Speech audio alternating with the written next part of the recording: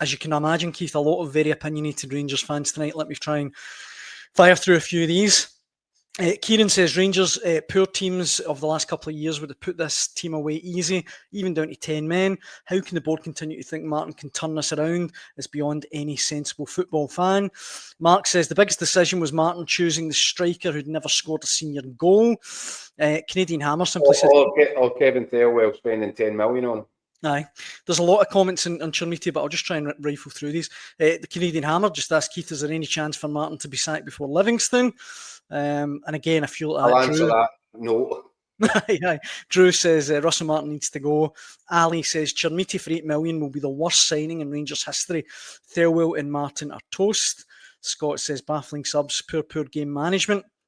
Your loyal I actually thought on that one, the decision to put Antman on at half-time was the right decision, and take off Mikey Moore, but he shouldn't have started with Mikey Moore. There's a kid there, right? Now, I don't care. People are talking about, are they contractually obliged to give this boy minutes? Is there something in the loan deal at Tottenham which stipulates that he has to play when available, when fit, he has to play? If I was Russell Martin, even if that was a contractual agreement, I'd be going down to Thomas Frank saying, look, do you know what? We're going to do this boy more harm than good. He's 18. He's struggling. He's actually going to regress. You could see his confidence is rock bottom. This is a boy that was billed as a potential world beater, a once in a generation talent down south. He's really struggling, and I don't blame him because he's such a young kid. He shouldn't be exposed to that environment. That's mismanagement. And that I'm not saying that because he had a poor 45 minutes tonight. I'm saying it because every time I've seen him, I see a boy that is struggling with the environment. He's struggling with 50-odd thousand people growling at him. It's like nothing he's experienced, and he shouldn't have started tonight. That he's done nothing in the previous games which would say, other than if there is a contractual stipulation, why he get the nod tonight. I think it was the right substitution to make, to put Antman on at half-time. It didn't really make much of a difference. Antman looked lively, I guess. And I think the fact that he was getting further up the right-hand side and trying to get forward at least brought Chermiti more into the game. Mm-hmm. But there was precious few signs off Chermiti either that he's going to be anywhere near the sort of 8 million to 10 million pound fee that Rangers have splashed out on.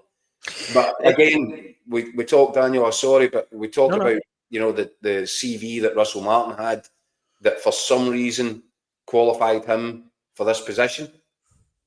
In the eyes of Kevin Thelwell and Greta Steinson, the guys that led the process.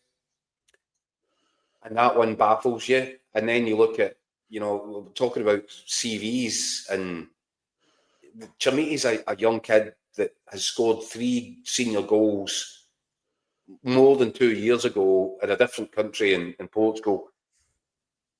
How on earth anybody can think that was a good investment for Rangers? And they might go on to do fine. But when you're selling Dessers, who scored 50 goals in a couple of seasons, you're selling him for half that tally. You're letting Egeman go, who looks as if he could go on to become a pretty decent prospect. He is a real decent prospect for a boy that has forgotten how to score goals. It's staggering. And it smacks of mismanagement. And Andrew Kavanagh, I know he'll probably be heading back to the States tomorrow morning. He's got a lot to think about in that flight.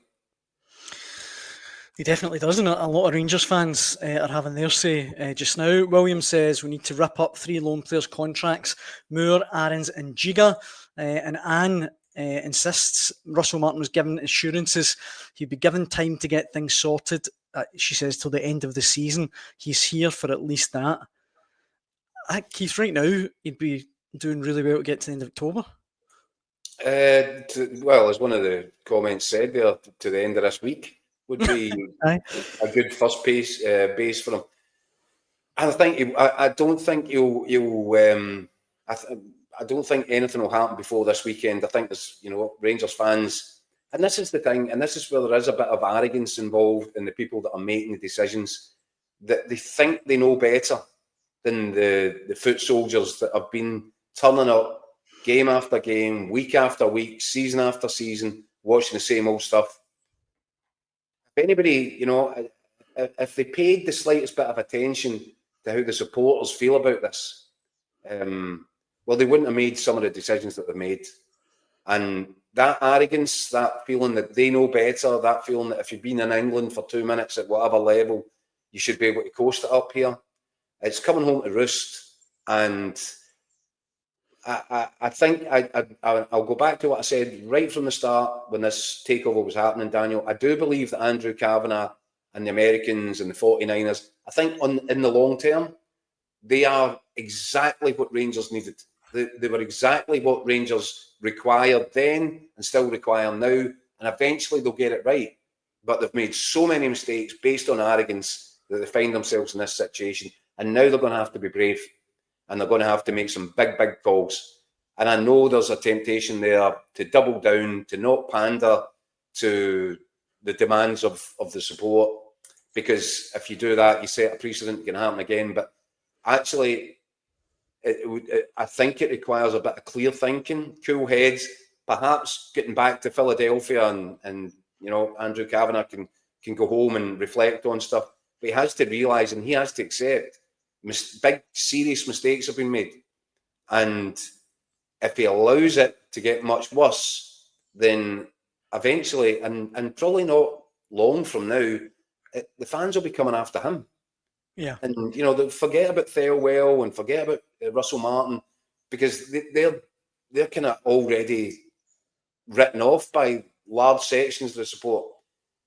The real question is, well, you're the guy that's, you know, taking over. You're the guy that's in charge of this. Are you going to take responsibility? Are you going to take ownership? What are you going to do about this? And right now, if they just lumber on from one poor performance to the next, the fans are going to dwindle. And I go back to what I said at the start. That's really dangerous. It's already started. When the anger subsides and apathy takes over, it becomes really difficult to win people back. Robert says the same in the comments, says the longer it goes on, the fans will start turning on Kavanagh and co. James says Martin is making these players worse. Look at Kasama's decline and Ant-Man's, then you look at how bad Suter has gotten. That's just 3 players to name a few. And Luke simply says Andrew Kavanagh needs to sack Russell Martin immediately. You said earlier on in the show, Keith, that it's not working and it's not going to work. Just to round off on Rangers, do you see any way back at all for Russell Martin from this situation? No, but I've been saying this for weeks, Daniel. This isn't new. I might have called it early. I don't know. What I did say is, before he was even appointed, when his name was first kind of came into the discussion for potential next Rangers manager, I asked a question: on what basis does he deserve to be in the conversation? What has he done that would merit him being looked upon as a genuine candidate for a job of that scale? And the only thing that I keep coming back to is that Kevin Thelwell and Greta Steinson decided, well, he managed in the Premier League. Yes, he did. And he managed one of the worst ever performing teams in the Premier League's history. But that didn't seem to matter. And that actually, you know, not only was there an arrogance involved in thinking, well, he managed in the Premier League, therefore he can do the Rangers job. But to totally ignore the fact that he crashed and burned and was sacked after 16 games in the Premier League, that's arrogance on steroids.